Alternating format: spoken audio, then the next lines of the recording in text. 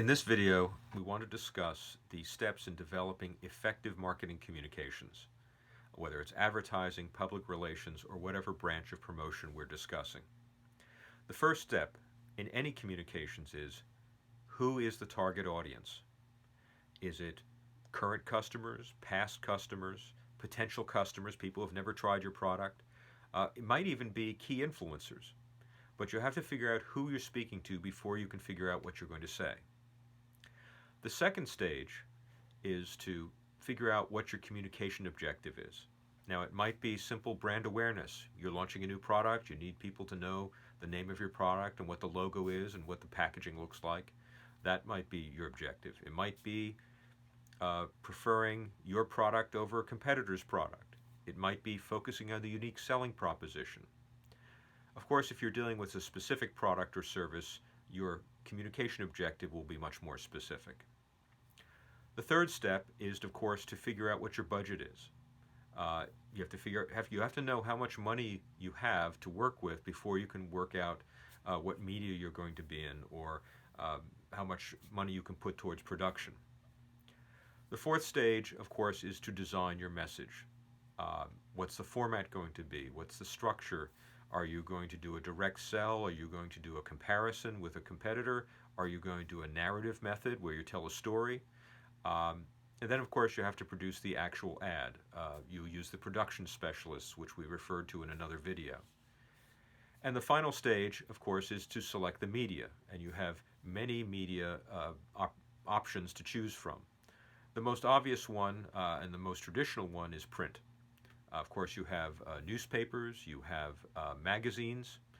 Newspapers come out fairly quickly, very short preparation time required for them, particularly if they're a daily paper.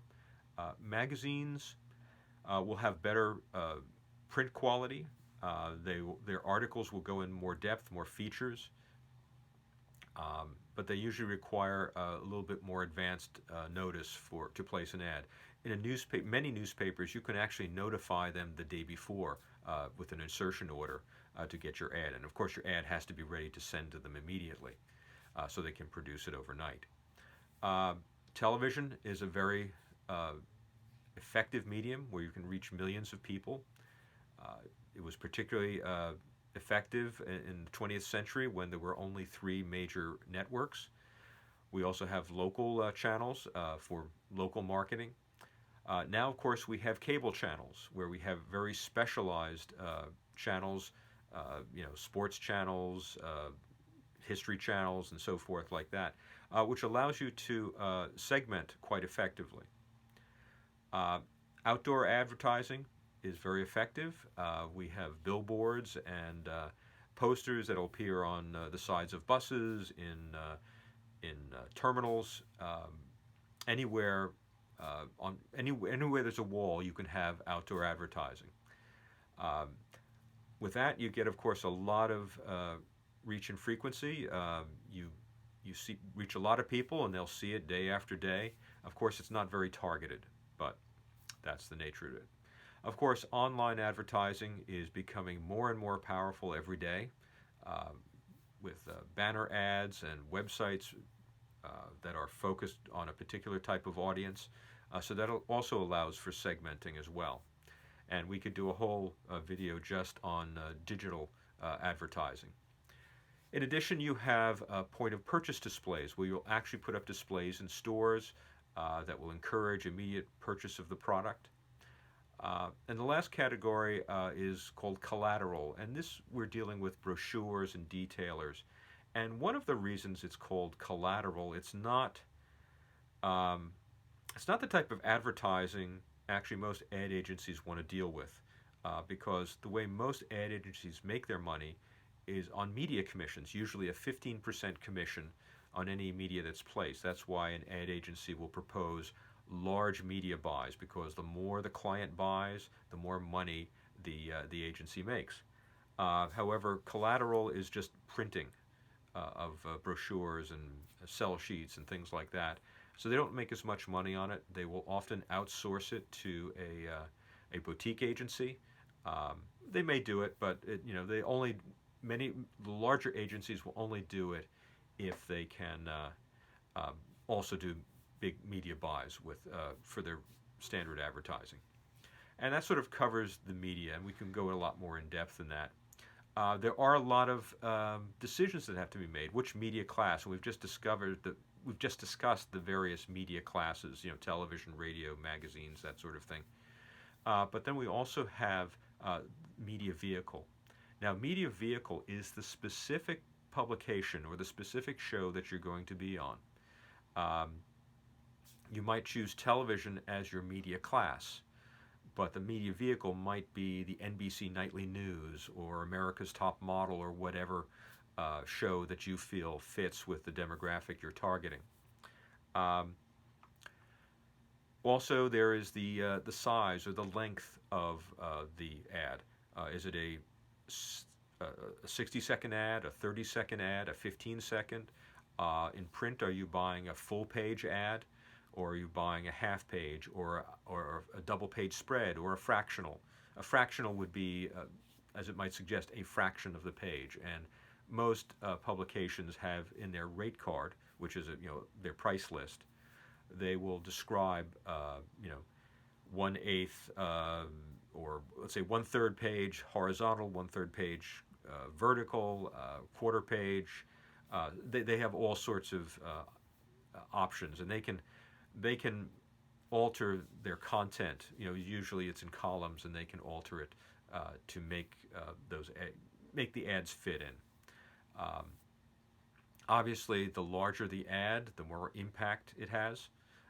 In some cases with magazines, you can actually buy what's called the cover, not the front cover, but maybe the inside of the front cover or the back cover. Um, and these, of course, cost more. So that's another possibility. We also have to deal with something called message weight. And I've used the terms reach and frequency. Um, Reach is how many people you're going to reach with your particular ad. So, the number of eyeballs that you're going to capture with that ad, whether it's on TV or in a magazine. And frequency is how many times will people see that ad. Seeing an ad once is not that effective. And there are different people who argue different minimum frequency requirements. Some people say you have to see it at least twice. Some people say you have to see it at least 10 times for there to be any retention or any recall of the ad. So that's something to consider. And if you multiply reach times frequency, you get a figure called GRP, or gross rating points. If someone says, oh yes, with this ad buy you will get 40,000 GRP, that could mean anything from one person seeing it 40,000 times or 40,000 people seeing it once. More probably it's something in between. So when somebody quotes me a GRP figure, I say, okay, but what's the reach and the frequency going to be? It will usually be something in the middle, and that's acceptable, but the GRP figure should not stand by itself. There should be support, the reach and frequency. And again, these are all estimates. It's hard to predict who will be watching a particular show or reading a particular magazine on a particular day. But message weight is important. The timing of the ad is important. Is it going to be in the morning, in the evening? What time of year is it going to be?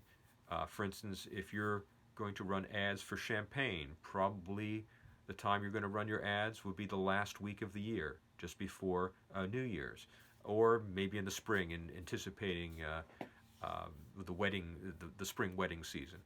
But you have to figure that out. I mean, most political ads are usually occur just before the election, so no point in running a political ad too far ahead, or certainly not after an election. The last thing we have to consider in terms of media is continuity. And we have three continuity protocols. One is called continuous, where you are running an ad continuously. Let's say, for instance, you've decided to run your ad 10 times a day on a particular network or a particular channel, and you're running it 10 times a day, day after day, day after day. One of the problems is it costs a lot of money, but also people start to get tired of the ad, and so and I'm sure you've all experienced this. Like, say you're watching a particular television show and you see the same ad on every commercial break. I find that annoying, and I think lots of people do. That's a little oversaturation. But even if you're not oversaturating with ads, people do get tired of it. So there is another protocol you can follow, and it's called flighting, where you run your ad. If it's 10 times a day, that's fine, and but just for 2 weeks, and then or maybe 3 weeks, and then you go off the air for 2 or 3 weeks, and then come back on it. Now this mostly applies to television, but it could apply to radio or print as well, um, and that's effective. And most advertisers, unless it's like for a political election where you have to be very intense for a very short period of time, generally flighting will be used. Now there is a third protocol. It's sort of a compromise protocol. I've heard of it, but I don't know anyone who's actually done it, and it's called pulsing. It is a compromise. It's well, instead of running it a flight with 10 spots per day, maybe you run it 12 spots per day, but then 2 weeks later drop it down to 4 spots a day. Um, it's again, it's a compromise. I don't know anyone who's done it, but it is out there. So, uh, and that concludes this video. Thank you.